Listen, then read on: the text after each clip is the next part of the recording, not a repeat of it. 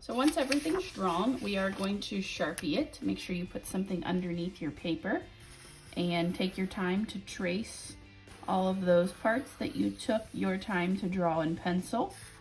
And then we'll erase anything before we begin our color.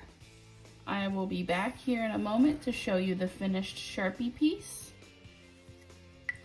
So before I start erasing or coloring, I might want to add some lines, like for this one, for example, just some hair lines for the beard. So you could do that stuff. I'm going to add some in this mustache. So that's another part you could add is a mustache. And you could draw those short little lines in there just to show some hair. We don't want to color it with the marker. We just want to add some extra lines there. So once you're finished with your Sharpie, you can go ahead and erase and clean it up. Okay, next we're gonna color, and I'm gonna ask that you start with your skin color first. So choose a color for your skin color of your gnome. And I would suggest to use a crayon or colored pencil on the skin, but otherwise you can color everything with crayons, colored pencils, or markers. And then you get to choose your colors pretty much on everything else, but we're gonna make this have a skin color so that it shows the gnome's skin before we start doing the rest there.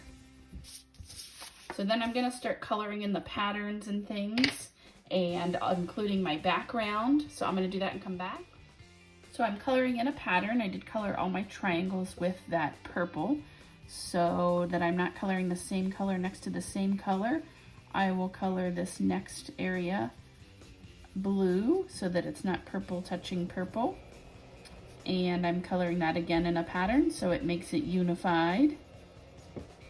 So be creative with your patterns, have fun. And I'm gonna come back.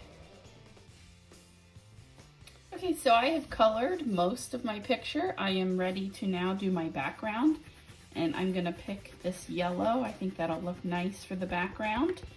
And then when we are finished, you can take a photo and upload that into the media album in Schoology.